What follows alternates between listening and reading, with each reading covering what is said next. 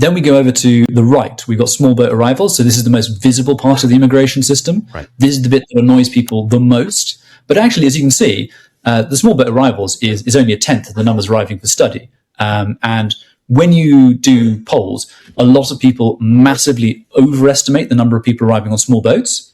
But interestingly, they underestimate the number of people arriving overall. So they think that there's a lot more illegals arriving than actually are the case. I think some of that is actually because they look around them at the low quality, should we say, of some of the study and work visas, and they assume these people must have come on a boat because who would have invited them?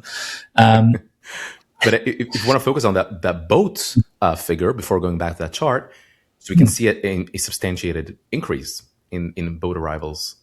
Small boat arrivals increased by 13% in 2025, however, remained lower than the peak level. Yes, although we can see that the peak level there, 2022, is the only year that it's below. So although the numbers are lower than they were at the peak, they are still actually quite high, and they're still higher than the prior 2 years, which indicates that things are continuing to be bad. So the small boat crisis, we've actually had two big illegal immigration crises in Britain. The first one was in the early 2000s. It was to do with the Channel Tunnel. We basically fixed that by what's called the Le Touquet Treaty. So we made a deal with the French.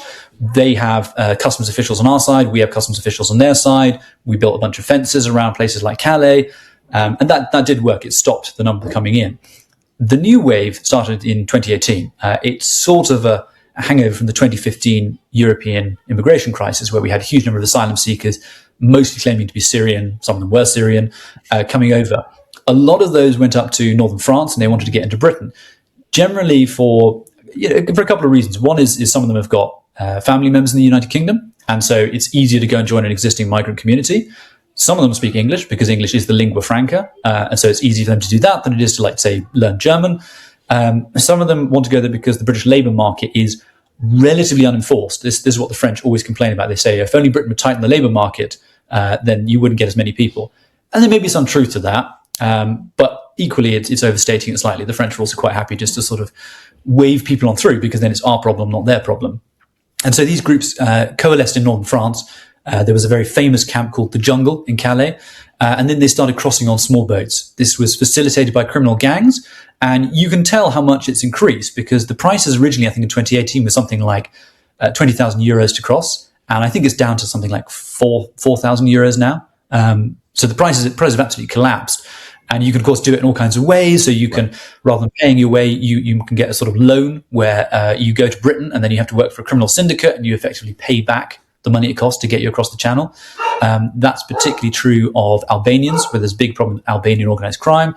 And it's also especially true of Vietnamese. There's a big problem with Vietnamese organized crime, which, the Albanians basically control the cocaine trade in Britain, or they're one of the biggest groups in the cocaine trade. And the Vietnamese do a lot of work in prostitution, nail bars, which are laundering money, and also running grow houses for cannabis is quite common as well. So organized crime basically jumped into these quite quickly, and they made it part of the business model. The people running the gangs, the British government is always very wary. They sort of talk about smashing the gangs, but they don't say who are the gangs and who runs them and what are they trying to do. From what I can gather, seeing the people who keep being arrested all seem to be from a Kurdish background.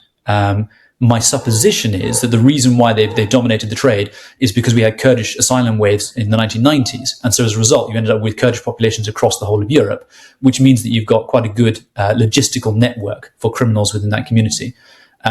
That seems to be the case. Like I say, a lot of people get arrested in Iraqi Kurdistan, or BBC, the journalists go and manage to track these guys down, and it invariably seems to lead to Kurdistan, but no one in the government is saying. And if you look at like the National Crime Agency, which is the organization that deals with organized crime, they do a threat report every year, but they'll just talk about organized criminal groups and smuggling. They won't discuss who these groups are, which I've always found very interesting, because if you want to smash the gangs, you kind of need to know who the gangs are and who's running them. First step, indeed, yeah.